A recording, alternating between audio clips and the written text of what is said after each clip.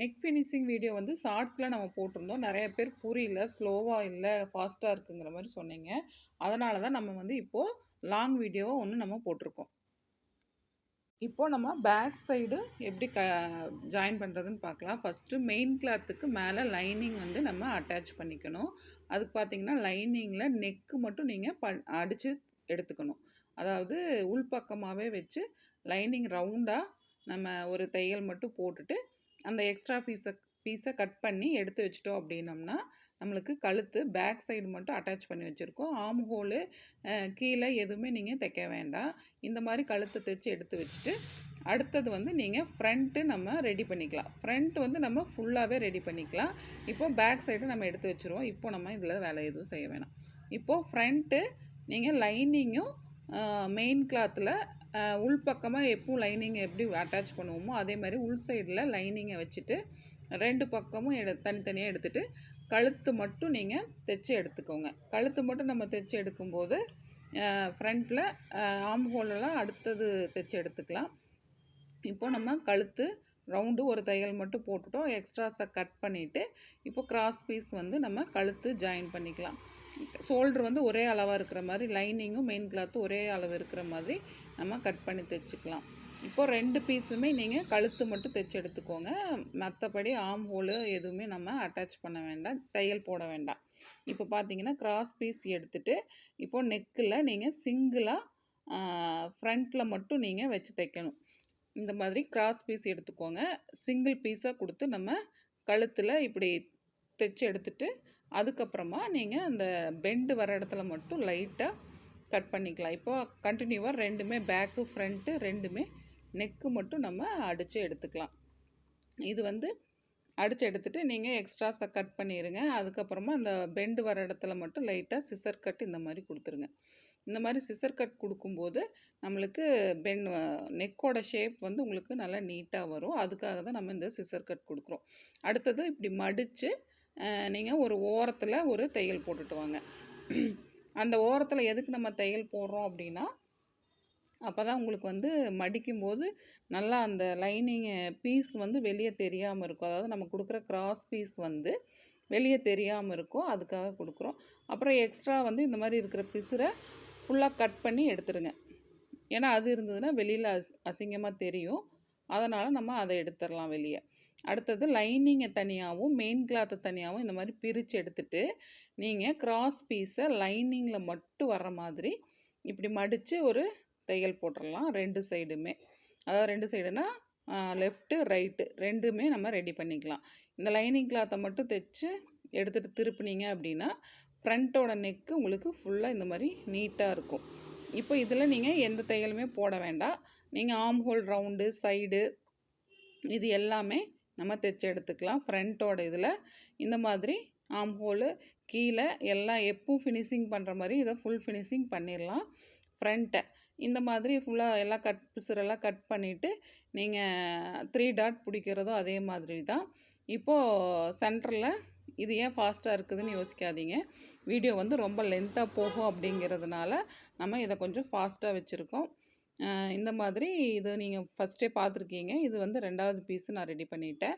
இப்போ ரெண்டுமே நம்மளுக்கு இந்த மாதிரி ரெடி ஆயிரும். லெஃப்ட்டு ரைட்டு ரெண்டுமே நம்மளுக்கு இப்போது ரெடி ஆயிடுச்சு. அடுத்தது 3 டாட் பார்த்தீங்கன்னா சென்டரில் இந்த மாதிரி மடித்து வச்சுட்டு டாட் பிடிச்சிக்கோங்க. 3 டாட் பிடிச்சிட்டு பட்டியும் நம்ம ஜாயின் பண்ணிடலாம். பட்டியும் ஜாயின் பண்ணிவிட்டு ஊக்குப்பட்டி ஐப்பட்டி எல்லாமே நம்ம ஜாயின் பண்ணி எடுத்துக்கலாம். ஃப்ரண்ட்டோட எல்லா ஒர்க்குமே நம்ம முடிச்சிடலாம்.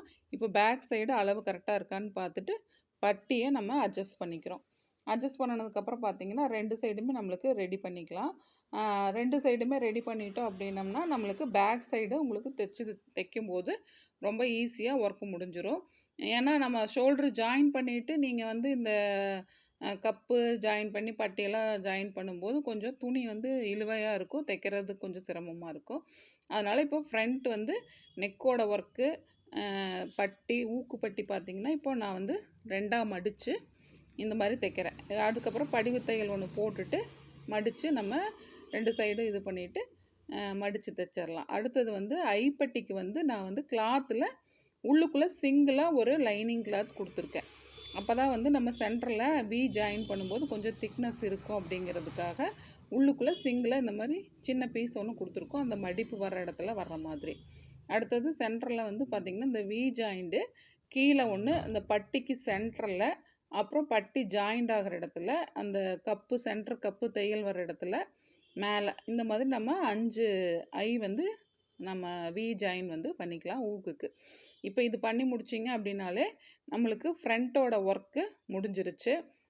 இப்போ ஃப்ரண்ட்டு முடிஞ்சிருச்சு. அதுக்கப்புறமா நம்ம இப்போ பேக் சைடு எப்படி ஜாயின் பண்ணுறதுன்னு பார்க்கலாம். இப்போ பார்த்தீங்கன்னா பேக் சைடில் நம்ம இந்த மாதிரி எடுத்து வச்சுருக்கோம். இதுக்கு வந்து கிராஸ் பீஸ் எடுத்துட்டு மேலே மெயின் கிளாத்தில் தனியாக சிங்கிளாக இந்த மாதிரி வச்சு மேலே ஷோல்டர்லேருந்து ஜாயின் பண்ணிக்கலாம். கழுத்து வந்து இப்போ சிங்கிளாக நீங்கள் பார்த்தீங்கன்னா இழுத்து வச்சு லைட்டாக இழுத்து, இதுதான் நிறையா பேர் வந்து நான் வீடியோ வந்து ஷார்ட்ஸ் வீடியோ போட்டிருந்தேன், தெரியல, ஸ்லோவாக சொல்லலை, ஃபாஸ்ட்டாக இருக்குது, புரியலைங்கிற மாதிரி நிறையா பேர் சொல்லியிருந்தாங்க.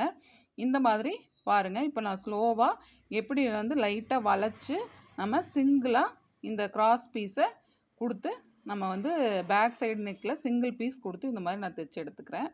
அடுத்தது பார்த்தீங்கன்னா கிராஸ் கட் வந்து இந்த எக்ஸ்ட்ராஸ் அந்த பெண்டு வர்ற இடத்துல மட்டும் நீங்கள் சிசர் கட் கொடுத்துருங்க.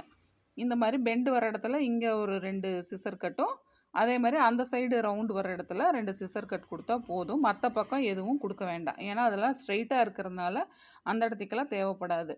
இதை வந்து கிராஸ் பீஸை இப்படியே மடித்து நீங்கள் வந்து ஒரு தையல் வந்து இந்த மேலே தையலை ஒட்டியே ஒரு தையல் வந்து போட்டுட்டு வாங்க.